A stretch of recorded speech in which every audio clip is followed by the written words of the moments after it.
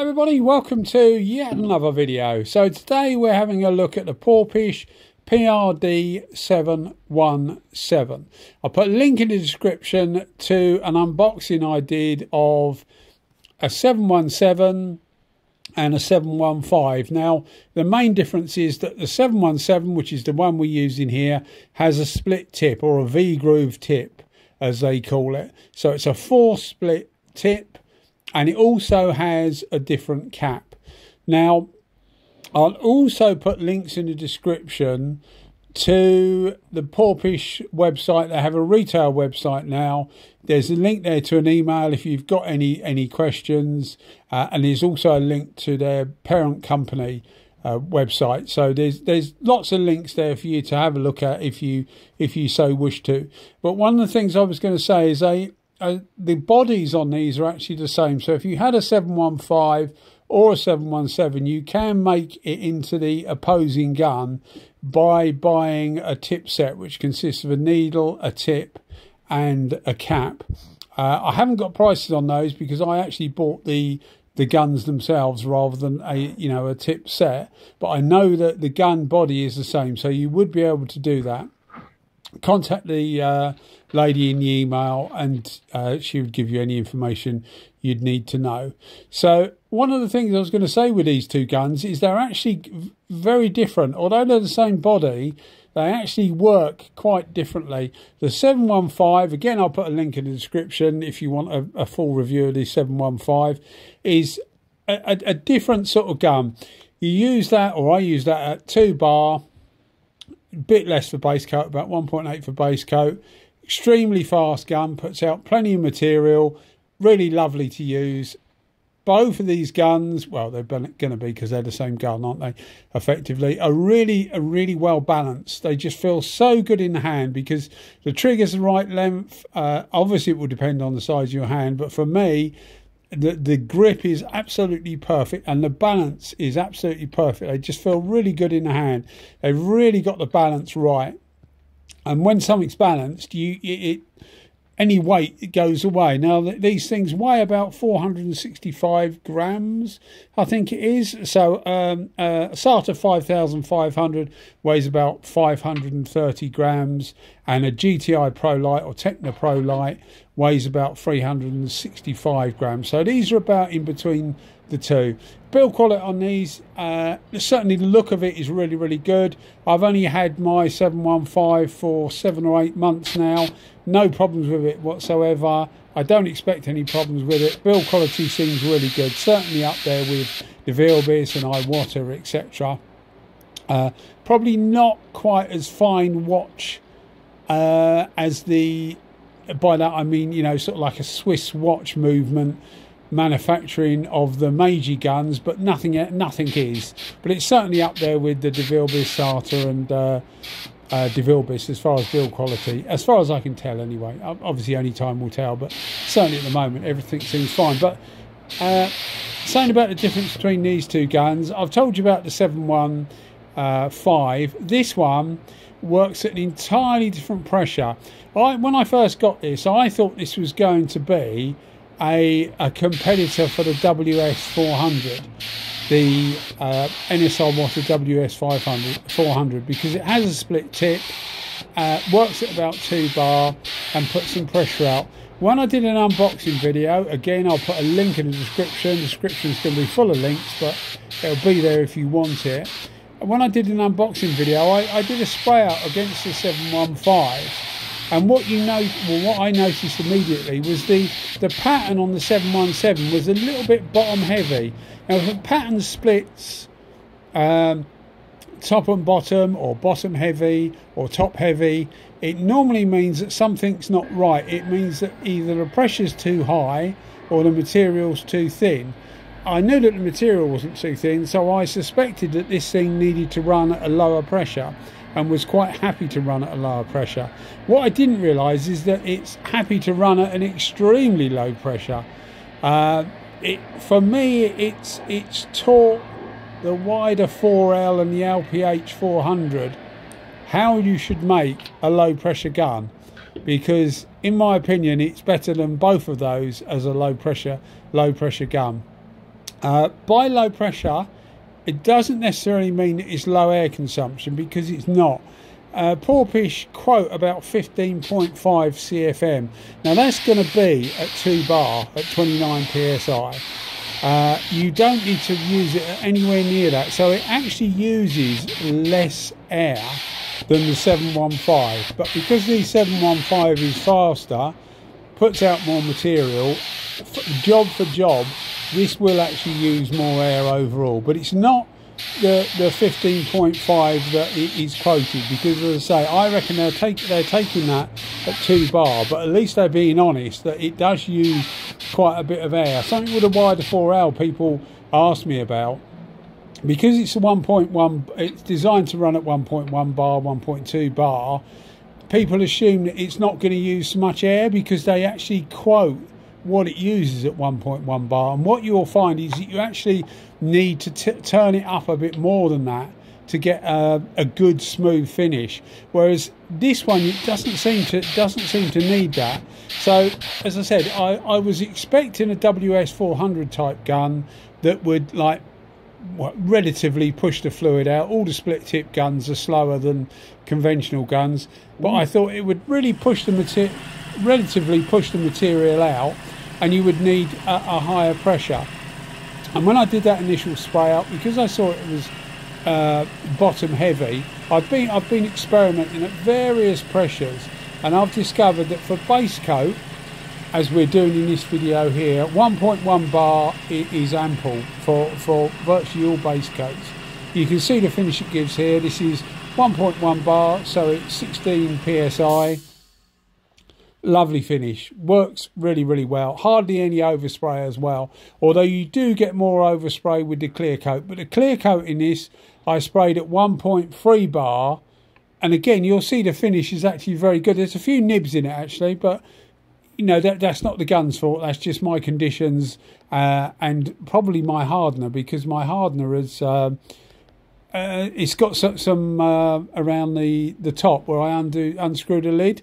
And although I filter my paints and clear coat before it goes in the cup, inevitably a little bit goes through. But you'll see it at the end, but you'd have to buzz over it with a little bit of sander. But it takes nothing away from how well the gun actually lays the clear coat. I've had a few things once. I remember one thing that sticks out was the Ego 190. When I was talking to it's actually the people that import the Egos that Walcoms into the UK. They've actually changed since then. But I was told, oh, you'll really like this. It's a game changer. Now, I'm really reluctant to use that word, because people will expect a lot. When you say things like that, people expect a lot, and I expected a lot, and I was really disappointed, because what I got wasn't what I had already. You know, there's quite a few smaller guns that I've got that are better in my opinion than the Ego, the Walcom Ego. Now, I would use that phrase with this, in that it's actually a bit of a game changer, because it's definitely better than the LPH 400 and the wider 4L that I have that are designed to run at lower pressures. It's not a WS 400. It can give as good a finish as a WS 400 without a doubt, but you don't need that much pressure to get such a good finish. So for me, it's been a bit of a revelation, and if you can get hold of a tip set and get a 715 and a 717, you would have the best of both worlds, because if you wanted it, you'd have a super fast gun in the 715, so you'd have it like a SATA 5000 or a Walcom 1.3 360 1.3, which is a very fast gun, a Segola 1.3 XL. All of those guns are super fast, and the 715 is capable of keeping up with all those and giving as good a finish, in my opinion. So you would have a 715, which would be super fast, and then when you wanted something super refined without the pressure, although as I say, don't expect it to use loads less air, because it won't. By the time you finish your job, you probably need more air. But if you want a lower pressure, a slower gun that puts out less material, this one is it. It really, really was very, very good. I've speeded this video up a bit because I've only recently, I got a 1.4 version and I thought, no, this is really good. So I wanted a 1.3 version, because often if you reduce the tip size but keep the cap the same, you often get a better finish, and I think that's because less material is coming out, so the cap is doing the same work no matter, you know, what size tip you've got in there, but it has less to do, so it atomizes more finely. So I thought, well, I'll have a 1.3 as well, and really I don't think there's much difference between a 1.3 and a 1.4, so most of the time I would use this in a 1.4 because I've got cracking finishes with the 1.4, and you'll see this with the 1.3, but you see us using it here. Not loads of overspray. It's not, I can't say to you, oh, it's super low overspray, because it isn't, but it's not particularly bad. I mean, it's not like a DD1 or a SATA 5000, which you get quite a lot of overspray with. It certainly keeps everything under control. For the person at home, this would probably not be an ideal gun, simply because you do need quite a bit of air for it. So if you've got the air supply, then yeah, think about it. These things retail, I think their website's they're about 700. Blimey, I'm thinking of a SATA now, aren't I? They're about $250 US, and at that price, they're an absolute bargain. I'd buy the gun. I wasn't given any of these guns. They did actually send me a primer gun through, free of charge, which isn't in this video, but I've bought these guns. What I'm telling you is just how I feel about them, and I've been really surprised when I did the spray out. Again, link is in the description. I didn't know what to expect, because all I'd done is looked at the gun. I hadn't put any material through it. I didn't know what I was going to get, and as I say, I was initially expecting it to be like a WS400, something like that, a split tip version that would work at quite high pressures. And I didn't realise that what I was getting was something that was aimed much more at the lower pressure market. One of the things that's come up is these things have a rotating cuff. You know, the coupling at the bottom where you put your regulator on. It has a rotating one, like SATA use on their gun. I actually don't mind that. I get on with it okay, and I'm not sure whether it's what I do. I mainly do bike stuff, and it's relatively small, although you are moving around quite a bit. I'm not sure, but I know a couple of people have said to me that they really don't like that. So maybe one of the things that they could do is think about offering them in both versions, so that people that want the rotating cuff at the bottom can have one, and that people that don't. But otherwise, I'm really loving using these things. Bit of a find, I think, is what I would say. You can see the split tip there. Now, another thing, looking at that, actually, you can see that the actual grooves don't line up on that one. The other one I did. It doesn't make any difference. The reason I say that is because the new WS400, you need to make sure those grooves lined up for it to work properly. And I didn't know whether that would be the case with this, but because it works at a lower pressure, it makes no difference anyway. So this is the final result. There's a few nibs in it, so it would need a flat and polish. This has got to be flatted anyway, because there's going to be some decals and they're going to be airbrushed on, and I just do it with clear coat first, and it just makes it, if I make any mistakes with the airbrushing, then it's easy to just literally rub it off and start again. You can see a nice big fan's probably about 11 inches, so what's that, nearly 300 millimeters, something like that.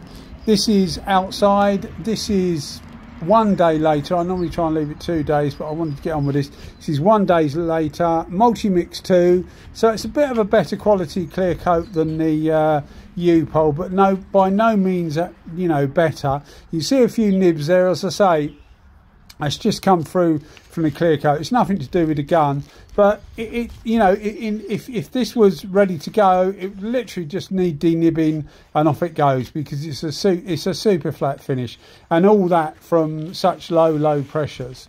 Anyway, guys, hope you enjoyed the video, and if you did, maybe think about giving us a thumbs up and a subscription if you're enjoying the channel. All just helps push us up the YouTube rankings. Anyway, thanks as always for watching, guys. Cheers. Bye bye.